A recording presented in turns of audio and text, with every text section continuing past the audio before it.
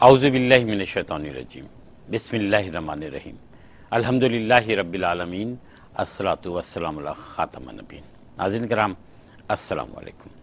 Programme روشنی اور میں شاہد مسرور۔ ناظرین کرام، بہت سارے لوگ ایسے ہیں کہ جنہیں ہم ان کی عادتوں کی وجہ سے شناخت کرتے ہیں، کیونکہ ہم میں سے ہر شخص کوئی نہ کوئی عادت پال ضرور لیتا ہے۔ یہ بھی ہوتا ہے کہ کچھ لوگوں کی عادتیں اچھی نہیں ہوتی ہیں اور ہم یہ کہہ کر ان کو نظر انداز کر رہے ہوتے ہیں، یعنی ان کی عادتوں کی وجہ سے جو زحمت ہوتی ہے لوگوں کو، تو یہ کہہ کر نظر انداز کر رہے ہوتے ہیں کہ چھوڑیں، اس کی تو عادت ہے۔ لیکن بات یہ ہے کہ کوئی بھی شخص کسی ایسی عادت کو کیوں اپنا لے کہ جو دوسروں کے لیے زحمت کا باعث بنتی ہے۔ ہم میں سے بہت سارے لوگ ایسے بھی ہیں کہ جو اپنی عادت بنا لیتے ہیں بے وجہ کے اخراجات، جس کو ہم فضول اخراجات کہتے ہیں، ان کی۔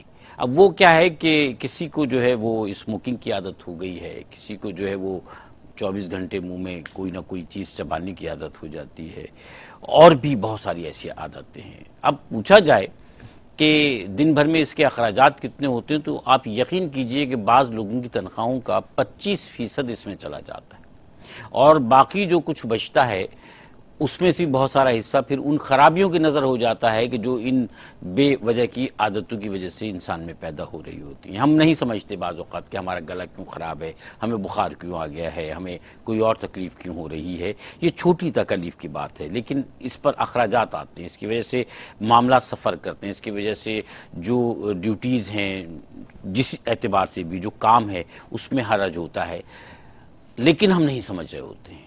اور اللہ بچائے ان بڑے معاملات سے کہ بعض بری عادتوں کی وجہ سے بعض بہت بڑے معاملات جب ہو جاتے ہیں، تو ہم یہاں یہ کہتے ہیں کہ وہ لوگ کہ جن کی آمدنی کم ہے اور وہ اس طرح کے معاملات میں ملوث ہو جاتے ہیں، اس طرح کی عادتیں اپنا لیتے ہیں، خدا نہ خواستہ انہیں کوئی بڑی بیماری ہو جائے تو پھر ساری جو سورسز ہیں وہ اس پر لگ جاتی ہیں، پیچھے فیملی کا کیا ہوگا۔ یہ سوچنے کی بات ہے کہ ہم غلط عادتوں کو کیوں اپنا لیتے ہیں، جو ہمیں بھی نقصان پہنچاتی ہیں اور دوسروں کے لیے بھی زحمت کا باعث بنتی ہیں۔ کبھی ایک ایسے شخص کو بغور دیکھیے گا کہ جس نے اس طرح کی کوئی عادت نہیں اپنائی ہے، آپ کو وہ بہت فریش نظر آئے گا، بہت مطمئن نظر آئے گا، اس لیے کہ اس کے ساتھ کوئی لائبلٹی، کوئی بوجھ نہیں ہے۔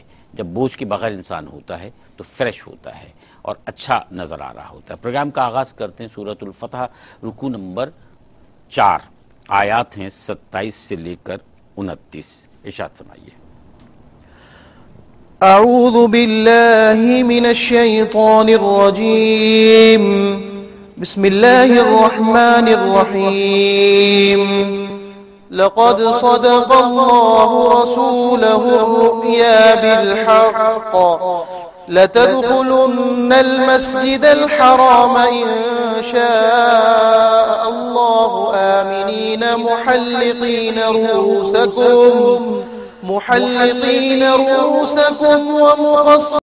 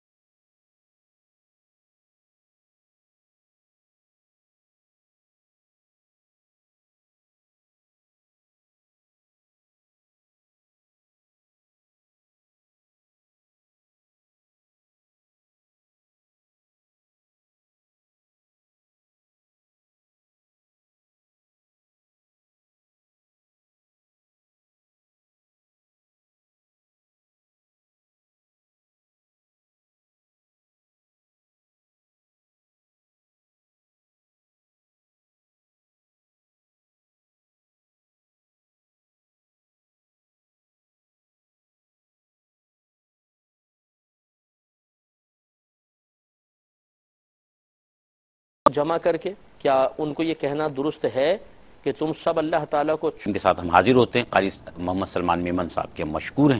بہت شکریہ قاری صاحب. ناظرین کرام ہمارے ساتھ رہیے گا.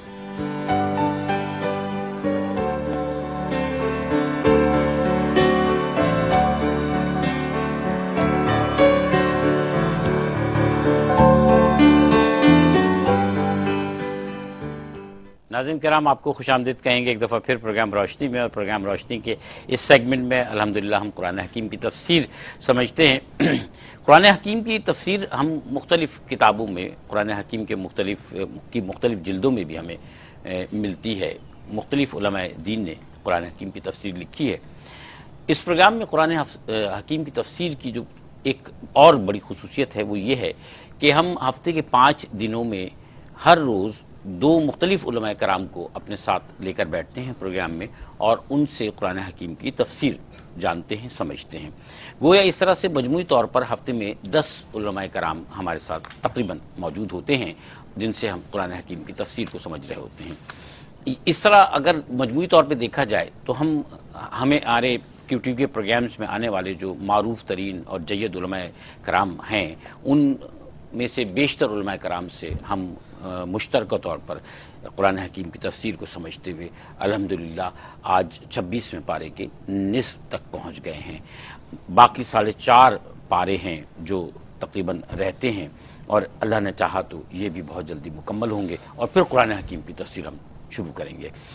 کیونکہ مختلف علماء کرام سے ہم قرآن حکیم کی تفسیر کو سمجھ رہے ہوتے ہیں تو جو قرآن حکیم کی ان کا پیغام ہے جو تعلیمات ہیں وہ ہمارے سامنے کیونکہ قرآن حکیم کی تعلیمات میں ایک آیت میں نہ جانے کتنے پہلو ہیں جن سے ہمیں سمجھایا گیا ہے تو مختلف پہلو ہمارے سامنے آ رہے ہیں. ہمارے علم میں اضافہ بھی ہو رہا ہے اور ہم ان صالح تعلیمات کو سمجھ بھی رہے ہیں. ناظرین کرام ہمارے ساتھ دنیا بھر میں بہت سارے لوگ ہیں. ہمیں خود بھی اس کا اندازہ نہیں ہے کہ یہ تعداد کتنی زیادہ ہے ان تمام ہمارے ناظرین کی جو دنیا کے مختلف خطوں میں بیٹھ کر ہمارے ساتھ قرآن حکیم کی ان تعلیمات کو اس تفسیر کو سمجھ رہے ہیں. لیکن ہم آپ سے درخواست کرتے ہیں کہ ہمارے لیے اس تمام پینل کے لیے ہر وقت دعا کرتے رہا کیجیے گا کیونکہ بہت نیک نیتی کے ساتھ ہم یہاں آپ کے سامنے بیٹھتے ہیں اور خدا تعالیٰ سے ہمارے حق میں بھی دعا کیا کیجیے کہ اللہ تعالیٰ ہمیں بھی زیادہ سے زیادہ توفیق عطا فرمائے کہ ہمارے قول میں ہمارے فعل میں کہیں تضاد پیدا نہ ہو پائے اور ہم جس طرح کی بات کرتے ہیں اور جو تعلیمات ہم سمجھ رہے ہیں ہم اپنی زندگی پر زیادہ سے زیادہ اس کی اپلیکیشن کر سکیں بلکہ اپنی زندگی پر انہی کی اپلیکیشن کر سکیں. ناظرین کرام ہمارے ساتھ تشریف فرما ہیں آپ کے ہمارے جانے پہچانے علماء دین اور میں تعارف کراتے ہوئے بعضوں کا سوچ رہا ہوتا ہوں کہ کس اینگل سے میں ان کا تعارف آپ کی خدمت پیش کروں کہ آپ ان کو ہر حوالے سے جانتے ہیں. QTV سے بہت عرصے سے منسلک ہیں. مختلف پروگرامز میں آپ ان کو سنتے ہیں دیکھتے ہیں ان سے سیکھتے ہیں. ہمارے پروگرام میں بھی آج ہی کے دن تشریف فرما ہوتے ہیں محترم شیخ الحدیث فقیہ الاثر مفتی ابو بکر صدیق شاذلی صاحب. السلام علیکم مفتی صاحب. وعلیکم السلام ورحمۃ اللہ. آپ خیریت سے ہیں؟ الحمدللہ آپ کی دعائیں. ناظرین کا ہم دوسری شخصیت اور یہ دوسری شخصیت جو ہے ان کے بارے میں ہم نے آپ کو پہلے بھی بتایا ہے کہ جو تلخیص اور ترجمہ ہم آپ کی خدمت پیش کرتے ہیں انوار تبیان القرآن سے تو اس میں ان کا بہت زیادہ کام ہے اور ایک معروف عالم دین ہے. ہمارے پروگرام میں باقاعدگی کے ساتھ آج ہی کے دن شریک ہوتے ہیں. ہم ان کو بھی آج کے پروگرام میں خوش آمدید کہتے ہوئے آپ کی جانب سے سلام پیش کر رہے ہیں. محترم مفتی محمد عبداللہ نورانی صاحب السلام علیکم. وعلیکم السلام ورحمۃ اللہ. کیسے ہیں مفتی صاحب؟ خیریت سے ہیں؟ آپ دونوں حضرات کی اجازت سے میں پروگرام کا تفسیر قرآن حکیم کا آغاز کرنا چاہوں گا. ناظرین کرام کو اپنے ساتھ شریک کرتے ہوئے کہ آپ 4646 پر ہمیں میسج کیجیے گا. میسج کرنے کا طریقہ آپ کو اسکرین پر نظر رہا ہوتا ہے. آپ ہمیں فون کیجیے. کہیں پر بھی دنیا میں آپ موجود ہیں ٹیلی فون اٹھائیے. کوئی سوال ذہن میں آتا ہے آپ ہم سے پوچھ لیجیے. ہمارے مفتیان کرام یہاں تشریف فرما ہیں. تفسیر قرآن حکیم سورۃ الفتح رکوع نمبر 4 آیات نمبر 27 سے 29 تک پیش نظر رکھیے. کوئی سوال اس تمام میٹر میں جو قرآن حکیم میں عربی متن بھی موجود ہے قرآن حکیم کا اردو یا انگریزی اپنے سامنے رکھی گئے جو بات سمجھ میں نہیں آتی آپ پوچھیے. شرم نہ کیجیے. آپ کے ایک سوال سے دنیا بھر میں نہ جانے کتنے لوگوں کی مجھ سمیت جو ہے علم میں بھی اضافہ ہوگا اصلاح بھی ہو سکتی ہے اور ہم کچھ نہ کچھ سیکھ سکتے ہیں. آپ ہمیں فیس بک پر جوائن کیجیے گا روشنی مارننگ شو اور وہاں پر بھی اپنے پیغامات یا اپنے سوالات آپ ہمیں بھیج سکتے ہیں. مفتی ابو بکر صدیق شاذلی صاحب بے شک اللہ نے اپنے رسول کو حق کے ساتھ سچا خواب دکھایا. یہ کون سا خواب ہے جس کا تذکرہ یہاں پر ہوتا ہے؟ اعوذ باللہ من الشیطان الرجیم بسم اللہ الرحمن الرحیم الحمد للہ رب العالمین والصلاة والسلام علی سید الانبیاء والمرسلین وعلی آلہ واصحابہ واہل بیتہ وذریاتہ اجمعین والعاقبۃ للمتقین۔ نبی کریم رؤوف الرحیم صلی اللہ تعالی علیہ وآلہ وسلم نے یہ خواب دیکھا کہ آپ مسجد حرام میں اپنے صحابہ کرام کے ساتھ داخل ہو رہے ہیں امن و سکون کے ساتھ، اور عمرے کے لیے آپ علیہ الصلوۃ والسلام تشریف لے گئے۔ تو آپ نے یہ خواب اپنے تمام صحابہ کرام کو بھی بیان کیا، اور پھر آپ نے اس سال جو ہے عمرے کے ارادے سے آپ لوگ نکلے۔ تقریباً 1400 صحابہ کرام رضوان اللہ علیہ مجمعین آپ کے ساتھ تھے۔ تو وہاں پر کفار نے مکہ معظمہ میں داخل ہونے سے منع کر دیا، اور پھر ساری کنورسیشن ہوئی، گفتگو ہوئی آپس میں، اور صلح حدیبیہ کا معاملہ اسی مقام پہ طے ہوا، جس میں یہ شرط بھی تھی کہ اس سال آپ لوگ عمرہ نہیں کریں گے اور اگلے سال کریں گے۔ تو اس پر جو منافقین تھے، یعنی جو ظاہر اپنے آپ کو مسلمان کرتے تھے لیکن ان کے دل اسلام پہ جمے ہوئے نہیں تھے، نبی کریم صلی اللہ تعالی علیہ وسلم کو ایک عام انسان سمجھتے ہوئے آپ کی عقیدت میں کمی رکھتے تھے۔ تو انہوں نے کہا کہ دیکھو یہ اللہ کے رسول ہیں، انہوں نے بات کہی ہے انہوں نے، لیکن پوری نہیں ہو سکی۔ تو چونکہ ایمان کمزور تھا، اور جہاں پر عقیدت کی کمی ہوتی ہے تو پھر ایمان کمزور ہی ہوتا ہے۔ صحیح۔ تو جبکہ صحابہ کرام والہانہ عقیدت رکھتے تھے، ایسی عقیدت رکھتے تھے رسول اللہ صلی اللہ علیہ وسلم دن کو رات فرمائے تو وہ رات کہنے کے لیے تیار تھے، اور رات کو دن کہیں تو دن کہنے کے لیے تیار تھے۔ اور اسی مقام پہ صلح حدیبیہ کے مقام پر اللہ تبارک و تعالیٰ نے وہ بیت رضوان کا ذکر بھی فرمایا، جس پر صحابہ کرام جو 1400 کی تعداد میں تھے، جن کے پاس ہتھیار نہیں تھے، اسلحہ نہیں تھا، اپنے مقام سے 250 میل دور تھے، لیکن رسول اللہ صلی اللہ علیہ وسلم نے جب ان سے بیعت لی کہ تم جہاد کے لیے تیار ہو اور پوری زندگی جہاد کرو گے، تو یہ بڑی عقل و خرد سے باہر بات ہے کہ ان نہتے صحابہ کرام نے اسی وقت نبی علیہ السلام کے ہاتھ میں بیعت کی تھی۔ تو ان کو تو یقین تھا، لیکن منافقین نے اعتراض کیا تھا، تو اللہ تبارک و تعالیٰ نے ان منافقین کے اس شک کو، اس اعتراض کو دفع کرنے کے لیے ارشاد فرمایا کہ بے شک اللہ تبارک و تعالیٰ نے اپنے رسول کو حق کے ساتھ سچا خواب دکھایا کہ تم ضرور داخل ہوگے مسجد حرام میں انشاءاللہ امن کے ساتھ، درحال یہ کہ تم اپنے سروں کو منڈاؤ گے اور قصر کرو گے اپنے بالوں کا، اور تمہیں کسی کا خوف نہیں ہوگا۔ تو یہ اس بات کی طرف اشارہ کیا۔ پھر نبی کریم صلی اللہ علیہ وسلم اگلے سال پہ وہ مؤخر کیا تھا عمرہ۔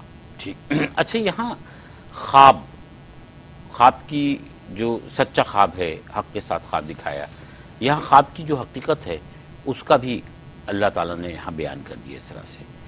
میں چاہتا ہوں کہ اس پہ بھی تھوڑی سی روشنی ڈال دیجیے، کیونکہ ہمارے یہاں لوگوں کا جو خوابوں کے بارے میں کانسیپٹس ہیں وہ بڑے جو ہیں وہ کنفیوژنس کے ہوتے ہیں، کیونکہ خواب کی حقیقت کو اللہ تعالیٰ نے یہاں پر بیان کیا ہے، پھر آپ صلی اللہ علیہ وسلم کو جو خواب اللہ تعالیٰ نے دکھایا اس میں حق اور سچ کا کے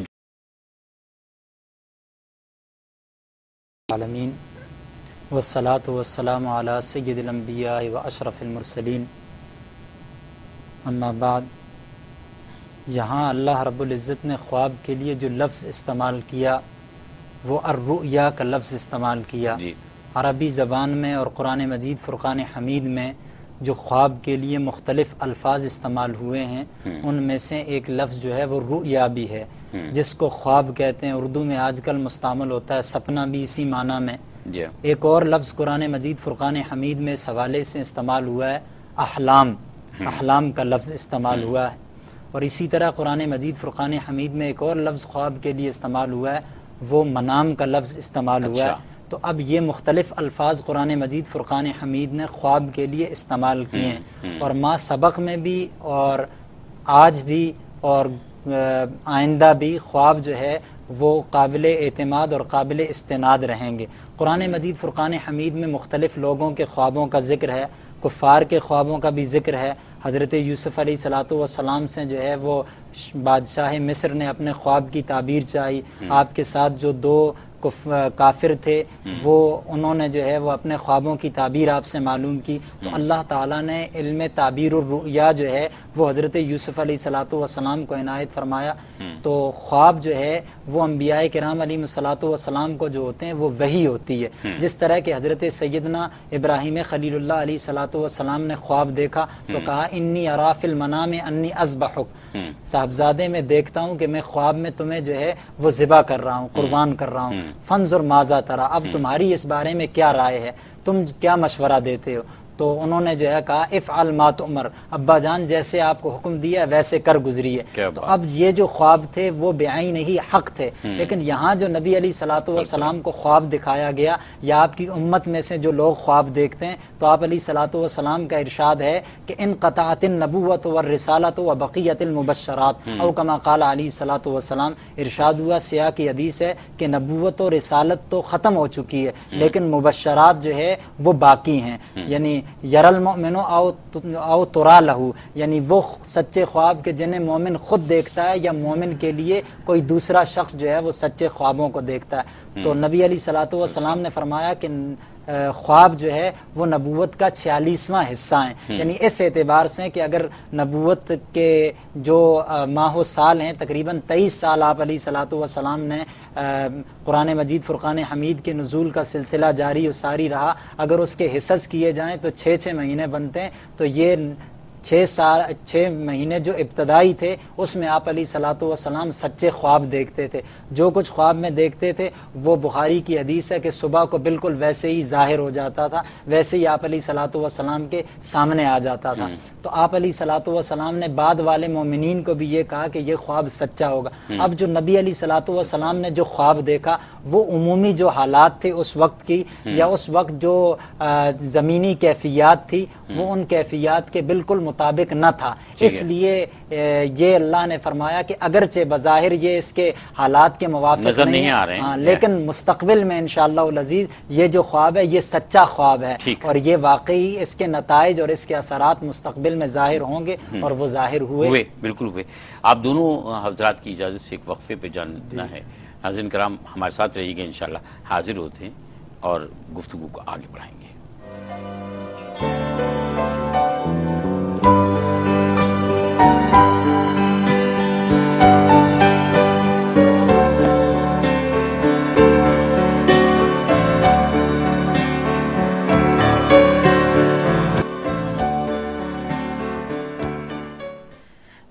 ناظرین کرام پروگرام روشنی، اور پروگرام روشنی میں سورۃ الفتح چوتھا رکوع ہے، اور چوتھے رکوع میں 27 سے لے کر 29 تک آیات ہیں جو ہمارے سامنے ہیں، اس پر ہم بات کر رہے ہیں، تفسیر اس کی جان رہے ہیں۔ مفتی ابوبکر صدیق شاذلی صاحب، مفتی محمد عبداللہ نورانی صاحب ہمارے ساتھ تشریف فرما ہیں۔ پہلی ہی آیت کے پہلے حصے میں آپ صلی اللہ علیہ وسلم کے سچے خواب کا تذکرہ اللہ تعالیٰ نے فرمایا جو حق کے ساتھ ہے، اور اس کی وضاحت فرمائی محترم مفتی محمد عبداللہ نورانی صاحب نے بھی، اور اس آیت کی تفسیر پر بات ابوبکر صدیق شاذلی صاحب نے بھی کی آیت کے اس حصے پر۔ یہاں ایک اور سوال پیدا ہو رہا ہے مفتی ابوبکر صدیق شاذلی صاحب کہ ایک عام آدمی خواب کی سچائی کے بارے میں، اس کے حق ہونے پر کس طرح سے فرض کر سکتا ہے؟ کیا ہر شخص جو ہے جو خواب نظر آ رہا ہے اس خواب کو حق اور سچ جانتے ہوئے اس کی تعبیر تلاش کرنے نکل سکتا ہے؟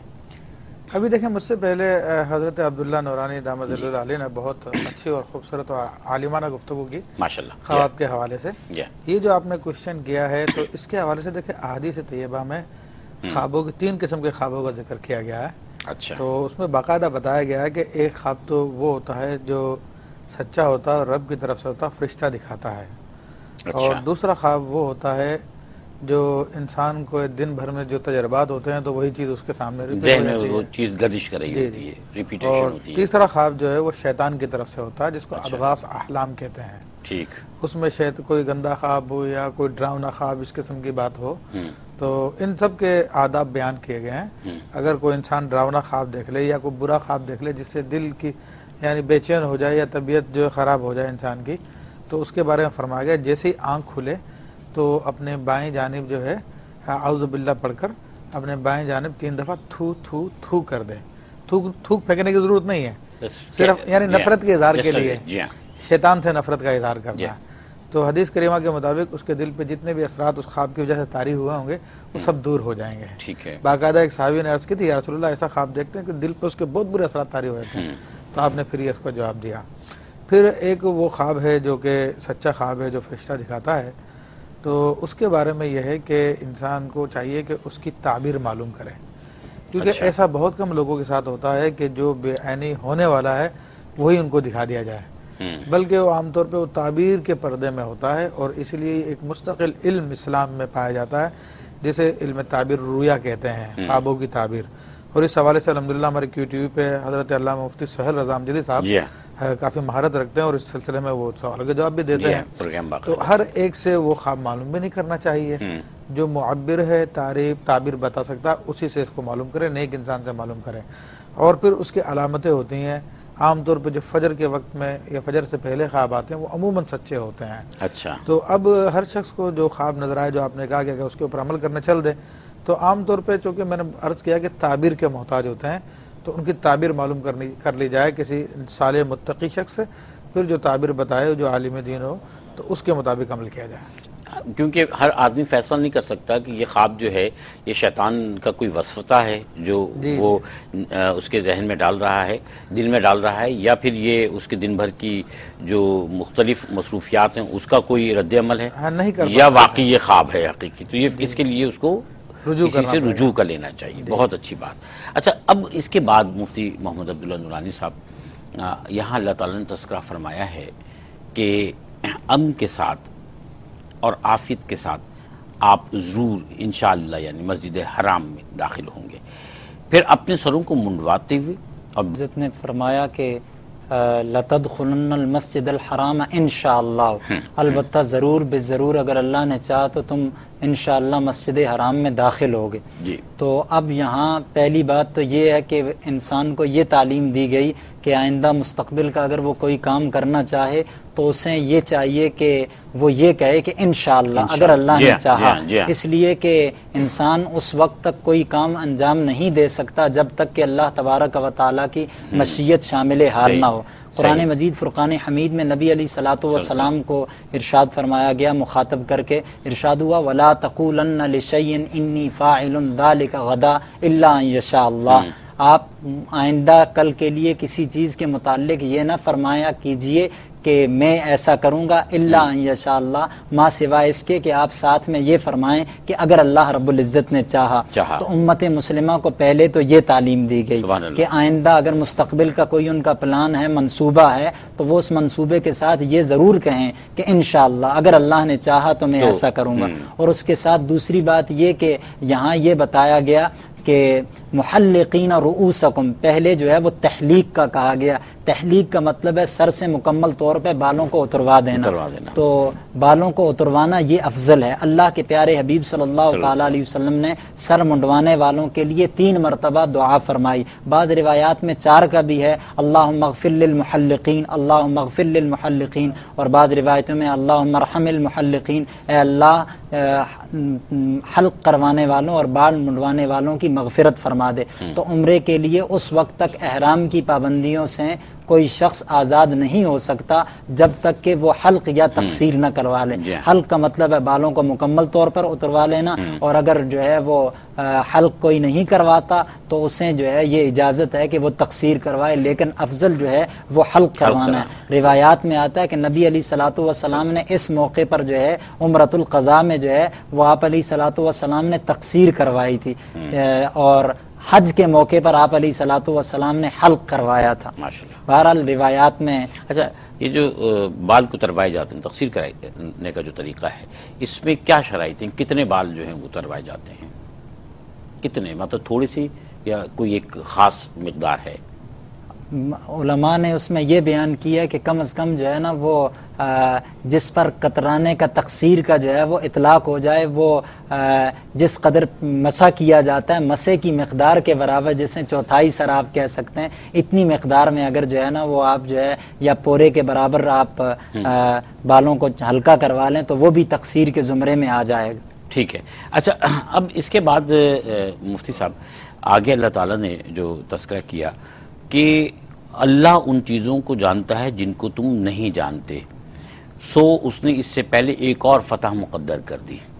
اچھا، یہ جو آیت کا یہ حصہ ہے، اللہ ان چیزوں کو جانتا ہے جن کو تم نہیں جانتے، اس کا لنک جو ہے بعد کے مفہوم سے بھی ہے اور پہلے کے مفہوم سے بھی ہے، تو ہم چاہتے ہیں کہ یہ دونوں باتیں جو ہیں ان کی وضاحت فرما دیجئے۔ دیکھیں پیچھے چونکہ انشاءاللہ کا ذکر آیا، جی ہاں، تو انشاءاللہ ہم لوگ عام طور پہ اس لیے کہتے ہیں کہ ہمیں مستقبل کا علم نہیں ہوتا، اور مستقبل کا علم نہیں ہوتا تو ہم اس کو اللہ کی مشیت پہ چھوڑ دیتے ہیں، یعنی اگر اللہ نے چاہا تو یہ کام ہوگا، ہم نے تو ارادہ کر لیا ہے، لیکن ہم اس بات کو بھی جانتے ہیں کہ ہم کچھ نہیں ہے، ہمارا ارادہ ثانوی حیثیت رکھتا ہے، جب تک اللہ کسی بات کو نہ چاہے تو وہ کام نہیں ہو سکتا۔ بلا شبہ۔ تو ہم اپنی کم علمی کی وجہ سے اور اللہ تعالیٰ سے برکت لینے کے لیے، اس سے طاقت لینے کے لیے، اس کام کو پائے تکمیل تک پہنچانے کے لیے انشاءاللہ کہتے ہیں، لیکن یہاں پر جو انشاءاللہ اللہ نے فرمایا تو وہ تو ہر چیز کو جانتا ہے، تو اسے فرمانے کی کیا ضرورت پیش آئی؟ تو جیسے علامہ صاحب نے اس کی وضاحت کی کہ یہ ہم لوگوں کی تعلیم کے لیے، ہمارے ادب کے لیے ہے، تو اب اسی کے مطابق جو ہے آگے بات کی گئی کہ پس اللہ جانتا ہے ان چیزوں کو جن کو تم نہیں جانتے، تو چنانچہ اس نے تمہارے لیے اس کے علاوہ ایک اور فتح مقدر کر دی۔ تو اب جو کہ اللہ اپنے علم ازلی سے اس بات کو جانتا ہے، تو یہ اس سال ان کو عمرہ نہیں کرنا تھا، یہ بھی وہ جانتا تھا، لیکن جب صحابہ کرام واپس لوٹ کر آئے تو نبی کریم صلی اللہ علیہ وسلم نے اسی سال یہ اہل یہود سے جو ہے وہ معاملہ ہوا، اور نبی کریم سے خیبر پہ، اور اللہ تبارک و تعالیٰ نے نبی علیہ السلام کو خیبر پہ فتح عطا فرمائی، جس کا یہاں پر تذکرہ ہے۔ جی اچھا، ہم یہ خیبر کے تذکرے پہ بات پہلے بھی ہوئی اور مزید ہم چاہتے ہیں کہ وضاحت کے ساتھ بات ہو جائے۔ آپ کی اجازت سے بریک پر جانا چاہتے ہیں؟ جی، 2 لے لیجیے۔ ناظرین کرام، یہ اس سیگمنٹ کا یہ جو سلسلہ چل رہا ہے تفسیر قرآن حکیم کا، اس کا دوسرا ہی بریک ہے، انشاءاللہ حاضر ہوتے ہیں۔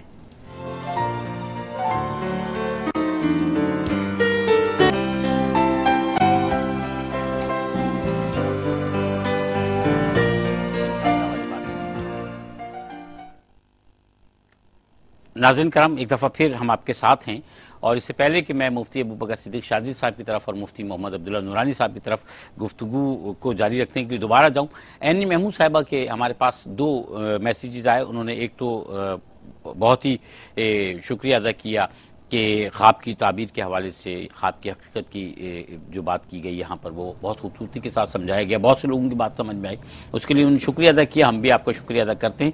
پھر ان کا ایک سوال یہ ہے کہ قصر کے مقابلے میں حلق کی فضیلت کیا ہے، تو اس کا جواب تو ہم دے چکے ہیں، یقیناً قصر کے مقابلے میں تحلیق جو ہے اس کی فضیلت ہے۔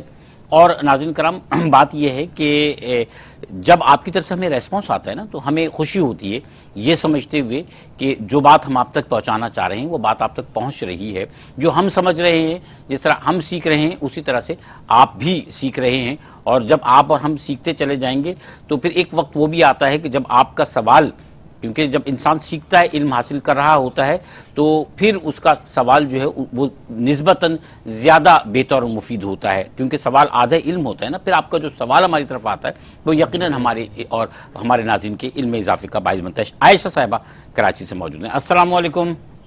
السلام علیکم انکل۔ وعلیکم السلام بیٹا، کیسے ہو؟ خیریت سے ہو؟ اللہ کا بڑا کرم، انکل آپ خیریت سے؟ الحمدللہ الحمدللہ، فرمائیں کیا کہیں گی؟ جی، ہمارے دونوں بہت ہی محترم مفتیان کرام کو ہمارا بہت بہت السلام علیکم۔ وعلیکم السلام ورحمۃ اللہ۔ اور میرے 2 کویشچن تھے۔ پہلے ابھی مفتی صاحب فرما رہے تھے کہ جب بھی مستقبل کے حوالے سے کوئی کام کرنا ہو تو انشاءاللہ کہنا چاہیے، تو ہم نے یہ دیکھا ہے کہ بعض اوقات ناجائز شہرت یا ناجائز کام پر لوگ اللہ کا شکر ادا کرنے کے ساتھ ساتھ ماشاءاللہ بھی کہتے ہیں، اور مستقبل میں وہ آگے بڑھانے پر وہ انشاءاللہ بھی کہتے ہیں، حالانکہ وہ کام ایسا نہیں ہوتا، شرم و ناجائز ہوتا ہے، تو اس حوالے سے اصلاح فرما دیجیے۔ اور دوسرا سوال آپ کے آیات کے متعلق ابھی جو تلاوت فرمائی کہ بعض اوقات ہمارے بہت ہی جو ہماری مسجد میں خطیب حضرات ہوتے ہیں وہ ایسے الفاظ استعمال کرتے ہیں ان ایسے واقعات کے حوالے سے کہ صلح حدیبیہ پر بظاہر ہمارے حضور صلی اللہ علیہ وسلم پیچھے ہٹ گئے تھے، یا واقعات پر شکست وغیرہ عوام کے سامنے ایسے الفاظ میں بیان کرتے ہیں کہ عوام بھی پھر اپنے آپس میں ایسی گفتگو کرتے ہیں جو نازیبا الفاظ ہوتے ہیں، جو حضور صلی اللہ علیہ وسلم ان کے صحابہ کے حوالے سے صحیح نہیں ہوتے۔ تو ہم عوام کے لیے، ہم امتیوں کے لیے اس ٹھیک، میں آپ کا سوال کیا آپ کا سمجھتے سوال مفتی صاحب بھی سمجھ گئے، میں بھی سمجھ گیا عائشہ، جی۔ ماشاءاللہ بہت اچھی بات ہے دعا کہ میں بہت یاد رکھیے، آپ السلام بھی علیکم۔ دعاؤں میں یاد رکھیے گا، آپ نے ہمیں جوائن کیا، سنتی رہیے، پروگرام دیکھتی رہیے اور انشاءاللہ مزید آپ کے علم میں اضافہ ہوگا۔ مفتی صاحب جو گفتگو انشاءاللہ کا جو ہے یہاں پر مفہوم استعمال ہوا، الفاظ استعمال ہوئے، اور پھر اللہ تعالیٰ نے فرمایا کہ اللہ تعالیٰ جو کچھ جانتا ہے، اللہ ان چیزوں کو جانتا ہے جن کو تم نہیں جانتے، تو انشاءاللہ سے جو کہ کانٹیکسٹ میں جو یہ بات ہو رہی ہے، پھر اس کے بعد یہ بھی تو اس نے اس سے پہلے ایک اور فتح مقدر کر دی۔ میں چاہتا ہوں کہ یہ انشاءاللہ والی بات جو ہوئی ہے، بچی نے جو بات کی کہ ہم ایسے معاملات میں بھی انشاءاللہ اور ماشاءاللہ کے الفاظ استعمال کر دیتے ہیں جو جائز نہیں ہوتے۔ دیکھیں یہ بڑا اہم مسئلہ بچے نے پوچھا ہے، اللہ تعالیٰ سے جزائے خیر دے، ماشاءاللہ اور اس کی وجہ سے بہت سارے لوگوں کی اصلاح ہو جائے گی جی۔ انشاءاللہ تعالیٰ۔ وہ ہمارے فقہاء کرام نے نہایت واضح لفظوں میں لکھا ہے کہ اگر کوئی کام حرام قطعی ہے جس کو یعنی شریعت نے حرام قرار دے دیا، اس کے اوپر اس کی اللہ کی تحمید کرنا، سبحان اللہ کہنا، الحمدللہ کہنا یا ماشاءاللہ کہنا، یہ انسان کو کافر بنا دیتا ہے۔ اچھا، کیونکہ وہ اللہ تعالیٰ جس کام کو منع کر رہا ہے یہ اسی پہ کہہ رہا ہے کہ سبحان اللہ، سبحان اللہ، اسی پہ خوشی کا اظہار کر رہا ہے، ماشاءاللہ جس کہہ پہ دیا۔ ہاں جس پہ اللہ منع فرما رہا ہے یہ اسی کے اوپر جو ہے اللہ کا نام لے کے لوگوں کو بیوقوف بنا رہا ہے۔ تو اس لیے فقہاء نے فرمایا کہ ایسا شخص دائرہ اسلام سے نکل جائے گا، اور یہ بیماری عام طور پر ہمارے اداکاروں میں اور ہمارے کھلاڑیوں میں پائی جاتی ہے کہ شریعت مطہرہ ان کاموں کو منع کرتے ہیں، لیکن یہ لوگ اس کو اس پر ماشاءاللہ کہتے ہیں، الحمدللہ کہتے ہیں۔ تو بہرحال حق بات پہنچانا ہمارا کام ہے، عمل کرنا لوگوں کا کام ہے، اللہ تعالیٰ جس کے نصیب میں دے وہ عمل کر لے گا۔ اچھا، انہوں نے کہا کہ انہوں نے خطیب حضرات کا کہا ہے، دیکھیں اس حوالے سے بھی میں عرض کر دوں، میں اسے مکمل اتفاق نہیں کروں گا، اس کو مجموعی طور پہ سوال کو لے لیتے ہیں کہ کوئی بھی واقعہ آپ صلی اللہ علیہ وسلم کی نسبت سے بیان کرتے ہوئے الفاظ کا استعمال جو ہے، اگر کم علم لوگ سامنے موجود ہیں، بچوں کو بھی ہم بتا رہے ہیں، تو الفاظ کے استعمال کس طرح کرنا ہے؟ دیکھیں سرکار دو عالم صلی اللہ تعالیٰ علیہ وسلم کی ذات مبارکہ کا مسئلہ نہایت ہی نازک مسئلہ ہے، اور آپ علیہ الصلوۃ والسلام کی شان میں کوئی بھی ایسا الفاظ استعمال کرنا جس میں ذرا سی بے ادبی کی بو بھی آتی ہو تو وہ حرام ہے، اور معاذ اللہ اگر واضح بے ادبی ہو تو پھر تو وہ انسان دائرہ اسلام سے نکل جاتا ہے۔ اللہ تبارک و تعالیٰ نے صحابہ کرام رضوان اللہ علیہم اجمعین کو منع فرمایا، لا تقولوا رعینا ولکن قولوا انظرنا، رائنا نہ ہاں ہمارے رعینا کا مطلب ہماری رعایت کیجیے، مگر یہودیوں کی زبان میں اس کا مطلب تھا اے ہمارے چرواہے، تو وہ لوگ نبی علیہ الصلوۃ والسلام کی تنقید کی نیت سے عربی میں رعینا کہتے تھے، لیکن عین کو تھوڑا دبا کے رعینا کہا کرتے تھے، تو اس سے ان کے دل کی آگ جو ہے وہ اور بھڑکتی تھی کہ ہم نے جناب ان کے اوپر ایک برا لفظ بول لیا، لیکن ظاہری طور پہ نہیں سمجھتے تھے، تو جہاں پہ شائبہ آیا تو اللہ نے اس سے بھی منع کر دیا اور کہا کہ انظرنا، آپ کہو کہ نظر کرم فرمائیے ہم پہ، رعینا کا مطلب ہماری رعایت کیجیے، لیکن اللہ نے اس سے بڑھ کے ادب کا لفظ بتایا۔ تو یہ تمام مسلمانوں کے اوپر واجب ہے، فرض ہے کہ رسول اللہ صلی اللہ علیہ وسلم کے معاملے میں ذرا سی بھی اس قسم کی بات جو ہے برداشت نہیں کی جا سکتی۔ صحیح۔ اچھا، سوال ہمارا رہ گیا ہے جس میں غزوہ خیبر ایک اور فتح کی بات بھی ہے، تو دیکھیں اس پر اللہ تعالیٰ نے یہی اس بات کی طرف اشارہ کیا کہ اللہ تعالیٰ کو معلوم تھا کہ ایک اور فتح ان کو حاصل ہوگی، وہ غزوہ خیبر کی فتح ہے، اور اس کے بعد پھر ایک اور فتح حاصل ہوئی جو فتح مکہ ہے۔ تو یہ دراصل اسی کی مفہوم کے اندر ساری کی ساری بات پوشیدہ ہے کہ جو انشاءاللہ کہا گیا اور پھر بعد میں اس کی وضاحت کی گئی کہ اللہ جانتا ہوں اس بات کو جو تم لوگوں کو نہیں معلوم ہے۔ تو اس میں دیکھیں نبی علیہ السلام 1400 تھے صحابہ کرام، لیکن جب آپ اگلی مرتبہ عمرے پہ تشریف لے گئے تو 10,000 صحابہ کرام آپ کے ساتھ تھے۔ کیا بات ہے! دیکھیں، اور پھر مکہ فتح کیا تو اس وقت بھی یہ تعداد تھی، بلکہ عمرے پہ جب گئے تھے اس وقت شاید 10,000 نہیں بلکہ زیادہ ہو گئی تھی تعداد، لیکن جب مکہ فتح فرمایا تو اس وقت 10,000 کے قریب صحابہ کرام تھے نبی کریم صلی اللہ تعالی علیہ وسلم کے ساتھ، اور یہ عظیم فتح جو نبی کریم صلی اللہ علیہ وسلم کو عطا کی گئی۔ اچھا مفتی محمود عبداللہ نورانی صاحب، یہاں پر ارشاد ہوتا ہے کہ وہی ہے جس نے اپنے رسول کو ہدایت اور دین حق کے ساتھ بھیجا تاکہ اس کو تمام دینوں پر غالب کر دے، اور اللہ اپنے رسول صلی اللہ علیہ وسلم پر گواہ کافی ہے۔ یہاں اس بات کا کیا مفہوم نکلتا ہے؟ اللہ رب العزت نے جو پہلے آیات مبارکہ یہاں ذکر کی اس میں اللہ رب العزت نے یہ فرمایا فَعَلِمَ مَا لَمْ تَعْلَمُوا فَجَعَلَ مِن دُونِ ذَلِكَ فَتْحًا قَرِيبًا، یعنی اللہ وہ بھی جانتا ہے جو تم نے نہیں جانا، اور اللہ نے ایک قریباً تمہیں مزید فتح سے ہمکنار و سرفراز فرمایا، اس پر مفتی صاحب نے بھی بات کی۔ گفتگو کر اچھا، چکے ہیں۔ اس کے لیکن بعد بات یہ ہے کہ جی پھر فرمایا کہ اللہ رب العزت نے کہ وہ وہی ذات ہے کہ جس نے اپنے رسول کو ہدایت اور دین حق کے ساتھ بھیجا تاکہ اس دین کو تمام ادیان پر غالب کر دے۔ تو اسلام جو ہے وہ ایک نظام زندگی اور نظام بندگی دونوں ہے، مکمل جو ہے وہ نظام حیات ہے جس میں جو ہے وہ زندگی کے تمام شعبہ جات کو یہ محیط ہے۔ اس کی تعلیمات جو ہے وہ ہماگیر بھی ہیں، عالمگیر بھی ہیں، ایک انسان کی ولادت سے لے کر وفات تک جو ہے۔ اچھا، یہ جو ہے مفتی صاحب، یہ جو ہماگیر تعلیمات ہیں، ہم چاہتے ہیں کہ ایک پورا مفہوم ہے پوری، یعنی ایک بہت بڑا چینج آ رہا ہے نا صلح حدیبیہ سے پہلے اور اس کے بعد کے واقعات تک میں، جہاں پھر اللہ تعالیٰ نے یہ بیان فرمایا۔ میں چاہتا ہوں کہ ایک چھوٹے سے وقفے کے بعد اس پر ہم مفصل بات کر لیں، آپ کی اجازت ہے جناب؟ ناظرین کرام حاضر ہوتے ہیں، ہمارے ساتھ رہیے گا۔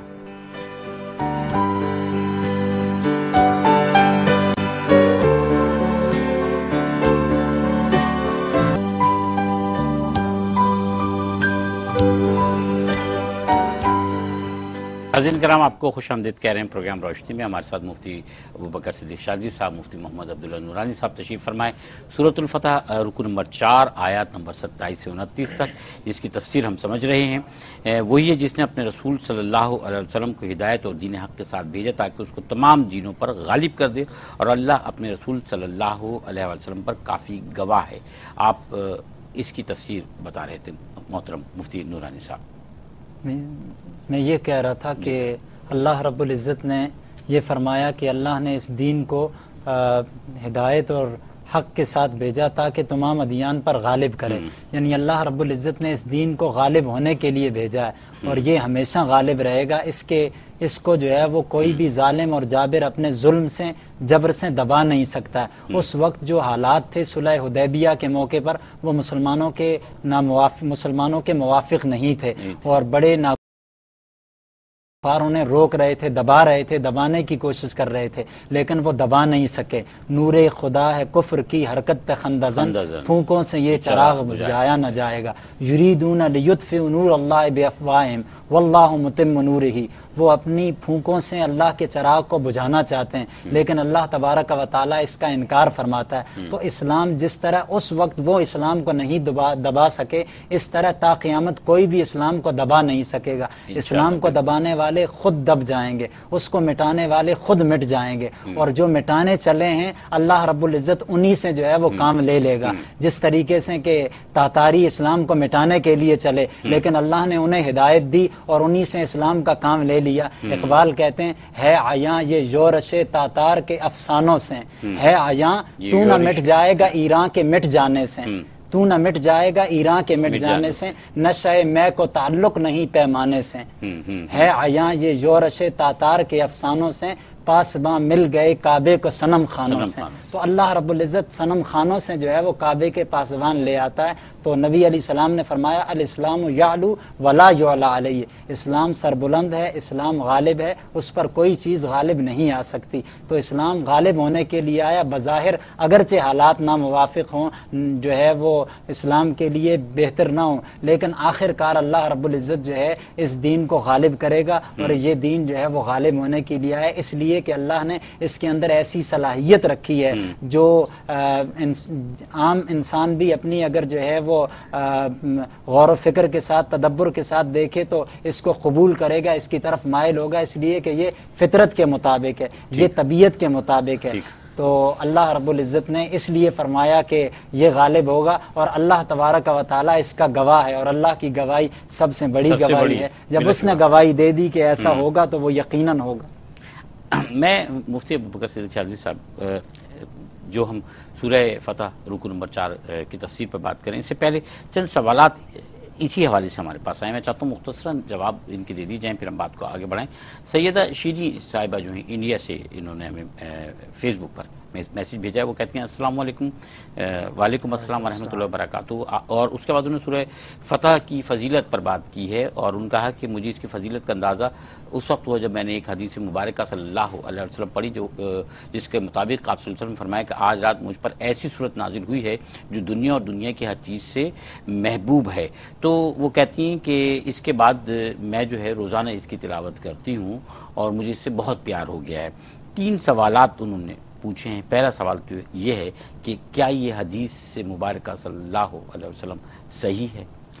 دیکھیں بلا شبہ اس قسم کی روایتیں موجود ہے اس صورت کے بارے میں، اور اس کی بڑی عظیم فضیلت ہے، اس میں کوئی شک بھی نہیں ہے، اور باقاعدہ بعض سلسلہ تصوف میں اس کو باقاعدہ روزانہ کی ورد میں شامل کیا گیا ہے۔ اور ایک اور خاص بات یہ ہے کہ آج ہم جس آیت کے بارے میں گفتگو کر رہے ہیں، خاص طور پہ آخری آیت، یہ آیت جو محمد رسول اللہ والذین معہ، یہ آیت جو ہے آیت قطب کہلاتی ہے، اور ایک قطب شمالی ایک قطب جنوبی ہے۔ قطب جنوبی جو ہے وہ اس میں ہے، سورہ بقرہ میں ہے۔ تو یہ آیت طیبہ کی خاص بات یہ ہے کہ اس آیت طیبہ کو انسان اپنے ورد میں رکھے، 11 دفعہ پڑھ کے پانی پہ دم کرے تو امراض کو شفا ہو جاتی ہے۔ اچھا، یہ خاص طور پہ جو آخری آیت نبی علیہ السلام کے صحابہ کا ذکر اور صحابہ کا ذکر شفا ہے، تو اس سے انسان کو شفا حاصل ہو جاتی ہے۔ اچھا، دوسرا سوال ان کا یہ کہ سورہ کو روز تلاوت کرنے میں کوئی حرج تو نہیں ہے؟ کوئی حرج نہیں ہے کوئی۔ اچھا، پھر تیسرا سوال یہ کہ کس وقت تلاوت کرنی چاہیے؟ دیکھیں اس کے لیے کوئی خاص ٹائم تو نہیں بتایا گیا، لیکن اس کے لیے ویسے سلسلہ چشت میں ایک طریقے میں عصر کے بعد اس کو پڑھایا جاتا ہے۔ اچھا، حماد الرحمان صاحب نے ایک وظیفہ پوچھا ہے، تو حماد صاحب آپ تفسیر قرآن حکیم کے لیے جو گفتگو چل رہی ہے اس حوالے سے کوئی بات اگر پوچھنا چاہتے ہیں تو آپ روشنی میں ضرور ہمیں فون بھی کیجئے، میسیج بھی بھیجیے۔ یہ وظائف جو ہے ہمارا ایک پروگرام ہوتا ہے دکھی دلوں کا سہارا، اس کے لیے آپ وہاں میسیج کر سکتے ہیں یا وہاں پر آپ فون کیجئے، وہاں معلوم کیجئے، اس کا بھی آپ کے لیے اہتمام ہے۔ مفتی ابوبکر صدیق شاذلی صاحب، ابھی مفتی نورانی صاحب نے فرمایا کہ اللہ تعالیٰ نے اس دین کو، دین اسلام کو غالب کرنے کے لیے کفار کو بھی طاقت عطا فرمائی، آپ صلی اللہ علیہ وسلم کو بھی طاقت عطا فرمائی۔ اللہ تعالیٰ نے جو ہے وہ کعبے کے نگہبان جو ہیں وہ صنم خانوں سے جو ہے وہ نکالے اور پیدا کیے۔ اب یہاں پر اللہ تعالیٰ نے جو اس کے بعد اسی موضوع پہ بات کی ہے کہ محمد اللہ کے رسول صلی اللہ علیہ وسلم ہیں، جو ان کے اصحاب ہیں کفار پر بہت سخت ہیں۔ اچھا، یہاں دو باتیں ہیں کہ کفار پر بہت سخت ہیں اصحاب اور آپس میں نرم دل ہیں، وضاحت فرما دیجیے گا۔ دیکھیں پہلے تو حضرت مفتی عبداللہ نورانی صاحب دامت العلوم نے جو گفتگو کی، جی جی، اسی پر مطلب کہ اسی بات کو مزید واضح کرنے کا ایک جملہ میں کہوں گا فرمائیے کہ الحمدللہ یہ جو آیت طیبہ کی حقانیت ہے، آج یورپی کنٹریز میں، یورپی ممالک میں جہاں پر اسلام کی مخالفت بڑے شد و مت کے ساتھ کی جاتی ہے، معاذاللہ کارٹون بنا دیے جاتے ہیں، قرآن کو جلا دیا جاتا ہے اور مختلف قسم کے معاملات کیے جاتے ہیں، لیکن اسٹڈی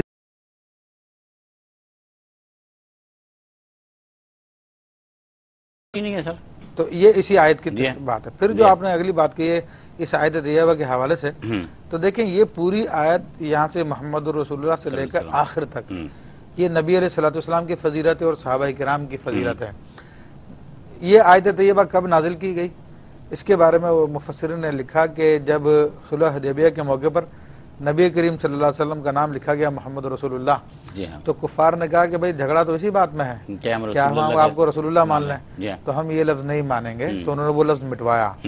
تو اللہ تبارک و تعالیٰ نے پھر یہ بیان فرمایا کہ محمد اللہ کے رسول ہیں، یہ اللہ نے گواہی دی، تو تم مانو یا نہ مانو، اللہ تعالیٰ اس بات کی گواہی دے رہا ہے اور دنیا مانے گی، اور الحمدللہ آج دنیا مان رہی ہے۔ بلا شبہ، تو اس کے فضیلت کے لیے تو بہرحال ساری زندگی بھی خرچ ہو جائے محمد رسول اللہ کی فضیلت بیان کرنے میں۔ شیخ محقق رحمۃ اللہ علیہ فرماتے ہیں کہ اگر درود شریف کی فضیلت بیان کی جائے اور اس کے لیے کیا کہتے ہیں درخت سب کے سب قلم بن جائے اور درختوں کے پتے پھولوں کی پتیاں سب کے سب جو ہے وہ صفحے بن جائے تو فضیلت ختم نہیں ہوگی درود پاک کی، تو حضور کی فضیلت کیا ہوگی اس کا تو ہم اندازہ نہیں کر سکتے۔ سبحان اللہ، لا یمکن ثنا کا مکان حق ہو بعد از خدا بزرگ کی قصہ مختصر۔ یہاں پہ پھر فرمایا کہ والذین معہ، اب نبی علیہ السلام کے خلفائے راشدین 4 ہیں، خلیفہ اول سیدنا ابوبکر صدیق رضی اللہ تعالیٰ عنہ، عمر فاروق، عثمان غنی، علی المرتضیٰ، اسی ترتیب کے ساتھ۔ تو یہاں پہ چاروں صحابہ کی فضیلت بیان ہوئی ہے۔ علماء فرماتے ہیں والذین معہ، اور وہ جو آپ کے ساتھ ہیں۔ تو معیت میں سب سے اول نمبر سیدنا ابوبکر صدیق رضی اللہ تعالیٰ عنہ، جن کا عشرہ الحمدللہ QTV نے بڑے اہتمام کے ساتھ منایا۔ میں آپ کی اجازت سے ایک وقفے پر جاتا ہوں، پھر کیونکہ بہت اہم بات ہے، میں چاہ رہا ہوں کہ اس کو بیچ میں نہ توڑوں، میں آپ تفصیل سے بیان فرمائیں۔ آپ کی بھی اجازت سر۔ ناظرین کرام حاضر ہوتے ہیں، ہمارے ساتھ رہیے گا۔